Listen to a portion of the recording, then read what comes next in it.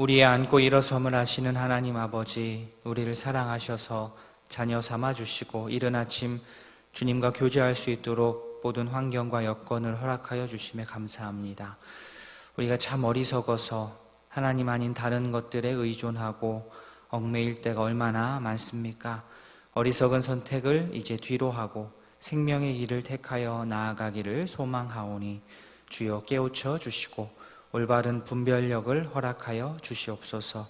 기준 없이 이리저리 흔들리는 세상 속에서 말씀의 기준을 붙들고 주체적으로 살아가게 하시고 주변이 어떠하든 성도로서 예수님의 사랑의 힘으로 이웃을 더 품고 사랑하고 또 베풀며 살게 하옵소서.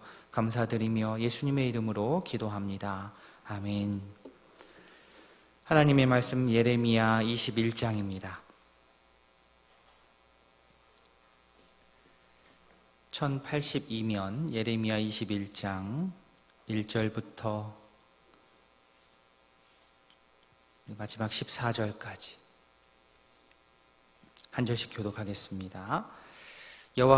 여호와께로부터 예레미야에게 말씀이 임하니라. 시드기야 왕이 말기야의 아들 바수울과 제사장 마아세야의 아들 스바냐를 예레미야에게 보내니라.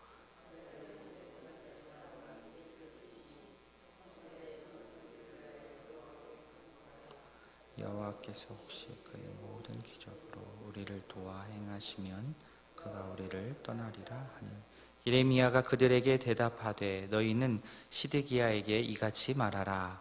이스라엘의 하나님 여호와께서 이와 같이 말씀하시되 보라, 너희가 성 밖에서 바벨론의 왕과 또 너희를 에워싼 갈대아인과 싸우는 데 쓰는 너희 손의 무기를 내가 뒤로 돌릴 것이요 그것들을 이 성 가운데에 모아드리리라. 내가 든 손과 강한 팔 곧 진노와 분노와 대노로 친히 너희를 칠 것이며 내가 또 살인하지 그들이 큰 전염병으로 여호와의 말씀이니라. 그 후에 내가 유다의 왕 시드기야와 그의 신하들과 백성과 및 이 성읍에서 전염병과 칼과 기근에서 남은 자를 바벨론의 느부갓네살 왕의 손과 그들의 원수의 손과 그들의 생명을 찾는 자들의 손에 넘기리니 그가 칼날로 그들을 치되 측은히 여기지 아니하며 긍휼히 여기지 아니하며 불쌍히 여기지 아니하리라 하셨느니라.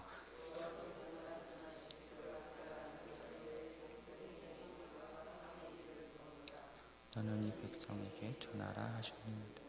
이 성읍에 사는 자는 칼과 기근과 전염병에 죽으려니와 너희를 에워싼 갈대아인에게 나가서 항복하는 자는 살 것이나 그의 목숨은 전리품 같이 되리라.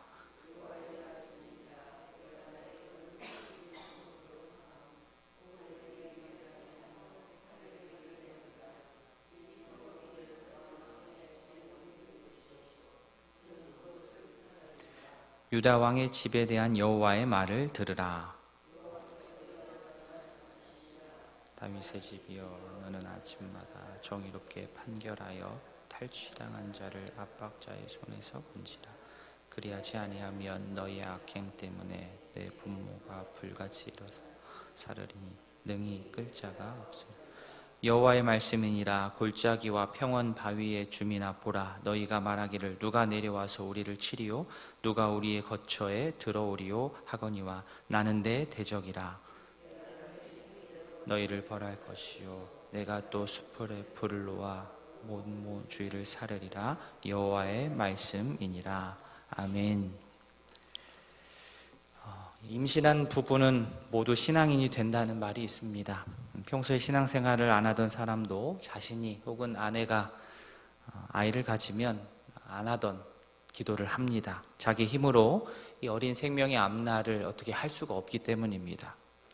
그런 기회가 참 좋은 기회라고 생각합니다. 절실한 순간에 하나님을 찾다가 또 하나님을 만나고 하면 참 감사한 일입니다.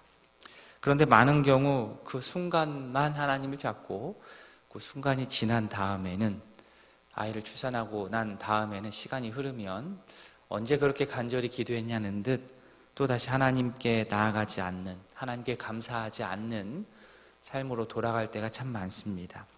절박할 때 하나님을 찾았다가 그 절박함이 사라지면 찾지 않는 겁니다. 사업상의 위기를 만날 때도 그렇습니다. 간절하게 이 위기를 벗어나게 해달라고, 살려달라고 부르짖었다가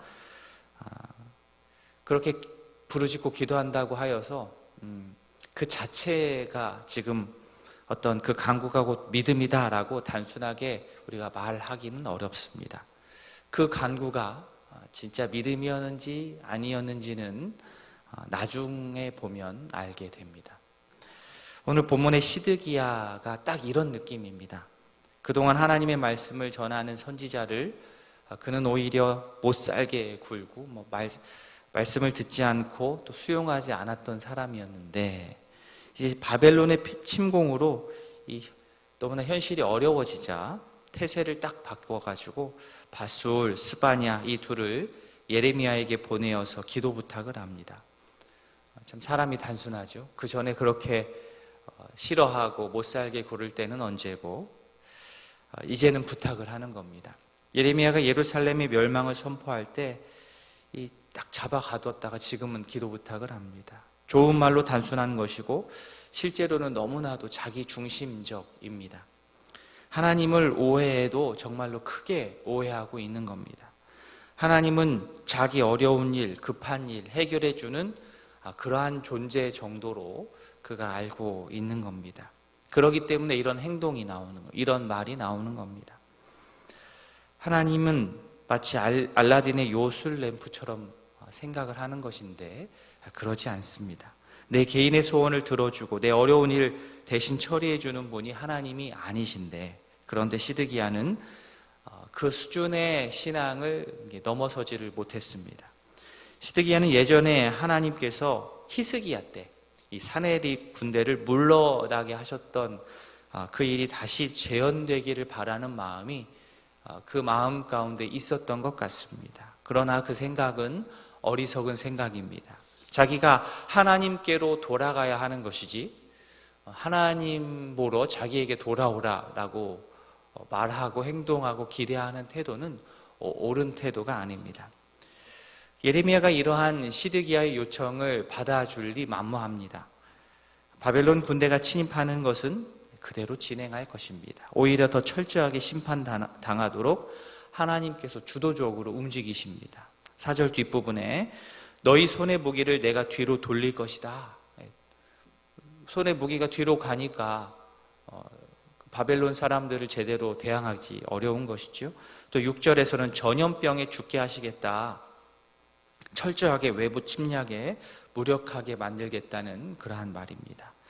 시드기야는 이렇게 구원자를 찾았지만 하나님께서는 그들에게 심판자로 다가가십니다. 그러면서 동시에 그들이 살 길을 말씀하십니다.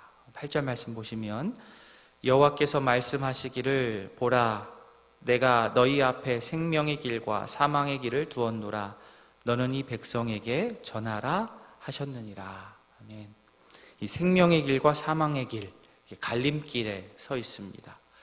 자, 사망의 길 단순합니다. 자신들의 영토에서 투항하지 않고 끝까지 버티면서 싸우는 방법입니다. 그러다가 죽는 거지요. 반면 생명의 길은 어떻습니까? 9절에 나오듯 너희를 애워싼 갈대아인에게 나가서 항복하는 자는 살 것이다. 항복하면 살 수 있습니다. 그러나 8절에서 생명의 길이라고 해서 이 길만 택하면 완벽한 구원을 얻을 것이다. 너무나도 행복해질 것이다 하는 기대를 할 수도 있는데, 엄밀히 말하면 이 길은 간신히 목숨만 살릴 뿐이지 온전한 구원은 주어지지 않습니다. 사실 항복해서 적의 포로가 되는 것은 수치스러운 일입니다. 간신히 목숨만 건지는 것입니다. 차라리 그래도 그렇게 해서라도 목숨을 건져라 이렇게 말합니다. 하나님께서는 지금 이들을 향한 심판을 거두어 드릴 생각이 없으십니다. 하나님께서 잔인하셔서가 아니라 입으로만 회개하여서 어떻게 해서든 지금 당장 우리 눈앞에 닥친, 자신들의 눈앞에 닥친 위기만을 벗어나고자 하는 그러한 시드기야와 같은 신앙 자세를 가진 자들을 올바로 깨우치고 올바로 그의 생각과 태도를 바로잡기 위해서 그렇게 하시는 겁니다. 계속 그러한 패턴으로 어려움이 닥치면 그때만 하나님을 찾는 그래서 그 위기만 어떻게 잠깐 벗어나고자 하는 그러한 신앙의 태도들을 계속 가지고 살면 오히려 사는 것이 힘들고 또 비참해지기 때문입니다. 그 순간은 조금 고통이 있을 수 있고 아플 수 있지만 이렇게 해서라도 돌이켜야 합니다. 대가를 제대로 치르지 않고 우리가 신앙생활을 하면서 땀을 흘리지 않고 눈물을 흘리지 않고는 제대로 우리가 살아날 수가 없습니다. 하나님 앞에서 통회의 눈물을 때로는 흘리며 쏟으며 그러면서 하나님의 성품을 알아가고 하나님의 성품을 본받고 이 땅에서 하나님의 그러한 정의와 공의를 우리를 통하여서 펼쳐 보여야만 합니다. 나만을 집중했다면 이제는 하나님을 알아갈수록 주변까지 같이 보게 됩니다. 하나님을 제대로 알고 하나님을 경외하는 자는 그렇게 행합니다. 하나님께서 이렇게 심판하시는 이유 12절 앞부분 보시면 다윗의 집이여 너는 아침마다 정의롭게 판결하여 탈취당한 자를 압박자의 손에서 건져라. 하나님께서 당시에 왕을 지도자를 세우신 이유는 이 땅에 하나님의 정의와 공의가 그 지도자들을 통하여서 더 효율적으로 펼쳐지기를 바라는 마음에서 지도자들을 세웠는데 왕이 지도자가 그 중요한 본분을 잊고 정의로운 판결을 하지 않고 불의를 보고 그냥 넘겼기 때문입니다. 게다가 백성들의 마음까지 안일했습니다. 13절에 누가 내려와서 우리를 치리오. 너무나도 아니했습니다. 이러한 것들 헛된 자신감이지요. 자기 혼자만 우리 안전해 누가 우리 내려와서 칠 사람 없어 라고 혼자 생각한다고 하여서 적의 침입이 없는 것이 아닙니다. 그들은 그리고 어쩌면 우리도 지금 매우 위험한 상황 가운데 있는지도 모르겠습니다. 하나님의 징계가 지나가야 온전한 회복이 우리 가운데 임할 수 있습니다. 하나님께 살려달라고 구원해달라고 우리가 외치는 것도 중요하지만 그 전에 그러면서 하나님을 향한 우리의 마음이 어떠한지 잘 점검해 볼 필요가 있습니다. 하나님을 부르기 전에 내가 하나님께로 먼저 돌이키고 돌아가는 자가 되었으면 좋겠습니다.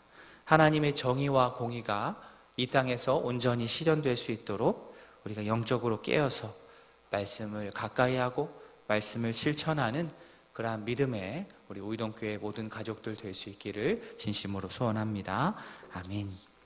말씀을 기억하면서 기도하심과 동시에 오늘 집중하여 기도할 두 가정이 있습니다. 최성준 집사님, 하나님 기뻐하시는 그런 자녀의 삶, 하나님 의지하며 기도를 이겨낼 수 있도록 능력 주시는 하나님께 감사하는 것 잃지 않도록, 조병순 집사님 가정 아들 형우 성도님이 하나님을 인격적으로 만날 수 있도록 손자 손녀 지혜롭고 건강하게 성장할 수 있도록 가족의 건강을 위해서 기도해 주시기 바랍니다. 우리 환우들의 회복을 생각하면서 기도해 주시고 주변에 특별히 우리 어려움 겪고 있는 지체들 이름 불러가면서 우리 기도하면 좋겠습니다. 오늘 저녁에 또 수요 기도회가 있습니다. 수요 기도회 위해서 함께 기도해 주시기 바랍니다. 다 함께 기도하시겠습니다.